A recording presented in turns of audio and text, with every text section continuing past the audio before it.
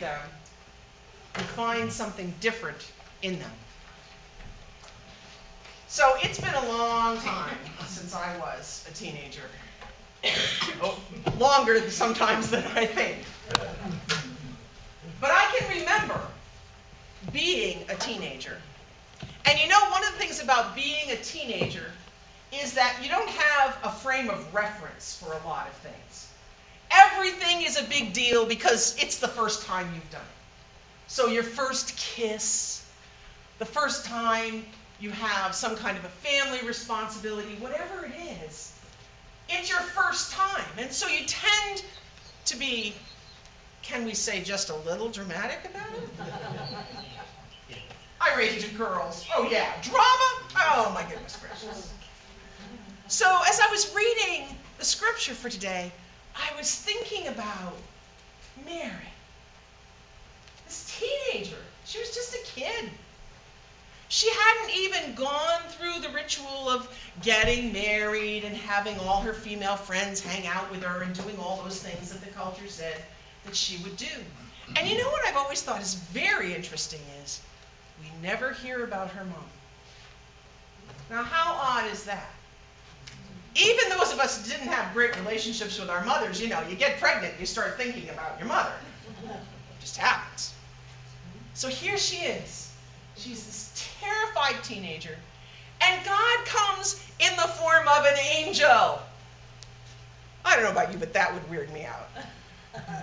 So here's this angel. Now we don't know what the angel looked like to her, but the word Gabriel means God's strength. So I'm thinking this is not a teeny tiny Tinkerbell angel. This is a big angel. And says to her, you're going to have a baby. Now she may be young, but she knows there's one way to get a baby. And she says, oh no, I'm not having a baby. And then the angel says, God's power will overshadow you. That's pretty scary.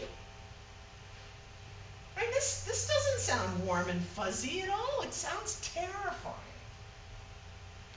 And yet, Mary just kind of accepts it. This is what's going to happen? Okay, I'm going with that. How many teenagers do you know are going to go that way with this? Instead of making some huge dramatic thing, no, she's just going to go along with what God says. That's faith.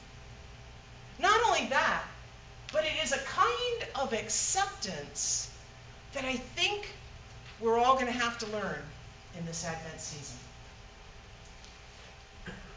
We may not have giant Gabriel-esque angels coming to see us, but there's plenty of stuff to scare us right now.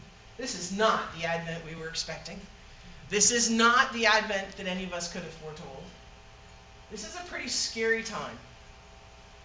And it would be easy for us to just throw up our hands and say, well, you know, whatever, instead of listening for what God has to tell us. Maybe it's something as miraculous as a virgin having a baby. Maybe it's something as miraculous as people coming together and learning to love each other and supporting one another. Maybe it's as miraculous as a country that's divided and bitter, finding ways slowly to learn to listen to each other. Maybe that stuff's possible.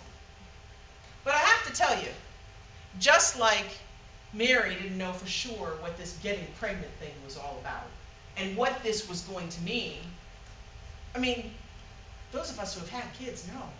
You never know what's going to happen once you get pregnant. Anything could happen. And it's particularly if you're a teenager and you're not absolutely sure on the process here, it's pretty scary. And yet, she was able to say yes. We don't know what this is going to be like. We don't know what this new year will hold. We don't know what it will be like for us And yet, we too can say yes. We can trust that God who made miracles is going to make miracles for us. We can trust that the same God who surprises the daylights out of people all over Scripture. I mean, what's the first thing that the angel usually says? The angel shows up and says what? Be not afraid. So being scared, that's part of having interactions with God. We shouldn't be surprised that we're surprised and scared. And yet every single time when God breaks into our world, something amazing happens. Babies and light and health and life. All kinds of things that we thought could not happen. They happen when God breaks in. So we sing, O come, Emmanuel, and ransom captive Israel that mourns in lonely exile here until the Son of God appears. We light candles against the darkness. We sing songs that talk about hope. Because unlike teenagers, we do have a frame of reference. We know that we serve a surprising and amazing God. A God who never, hardly ever does what we expect, and usually does far more than we could ever ask or imagine. So I hope that we can have that faith this Advent. Not the faith that we know exactly what Christmas is going to be like. Not that faith. That's easy faith. That's just delayed gratification. But real faith. The faith that looks forward to the future knowing that it is uncertain and says, let it be as you have said. Like Mary, we too need to trust in that God of amazing surprises, the one who came to bring us Jesus that we might be free.